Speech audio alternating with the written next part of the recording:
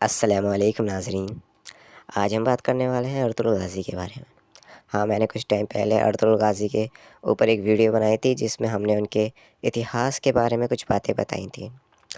आज हम बात करेंगे कि सल्तनत उस्मानिया में अर्तुग़रुल गाज़ी का क्या किरदार रहा है।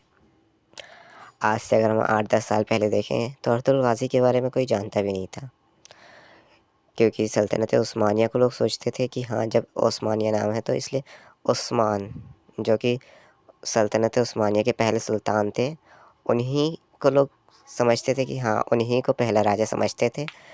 और सुल्तान महमद के बारे में भी लोग काफ़ी ज़िक्र करते थे, क्योंकि उनका ज़िक्र काफ़ी बार होता है कि उन्होंने कुस्तुनतुनिया की जंग फ़तह करी थी इसलिए।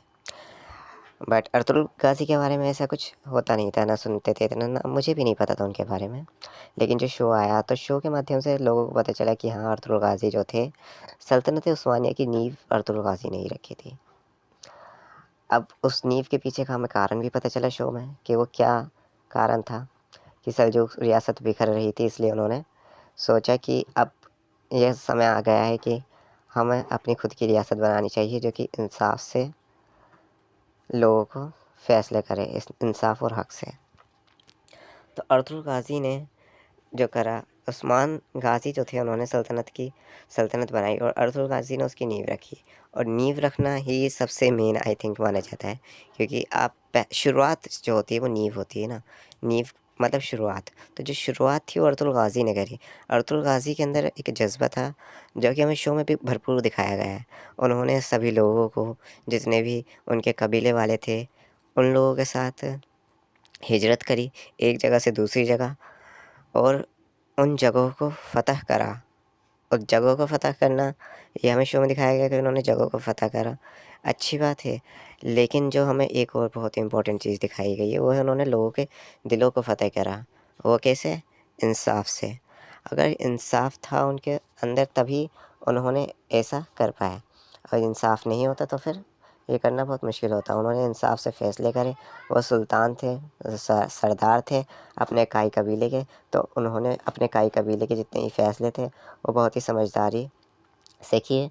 जो भी दूसरे कबीले उनसे जुड़े, उन लोगों के फ़ैसले भी उन्होंने बहुत समझदारी से लिए, जिससे कि ज़्यादातर लोग उनकी तरफ आकर्षित हुए, बढ़े कि हाँ, ये एक अच्छा हमारा एक सरदार है जो कि बेहद ही अच्छे फ़ैसले करते हैं।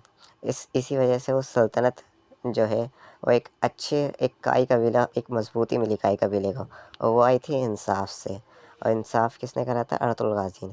और इसी के साथ उन्होंने एक सेना जो बनाई अपनी। अब हमें शो में तो उनकी सेना काफ़ी स्ट्रॉन्ग दिखाई गई है, असल ज़िंदगी में भी होगी। वही अपनी जो सेना बनाई, उनसे लड़ना, जंगें लड़ना और जंगे दुश्मनों के ख़िलाफ़ लड़ना, यही चीज़ थी जिससे लोगों को जज़्बे मिले कि हाँ भाई, हमें भी अपना सोचना है कि हमारी सल्तनत हो।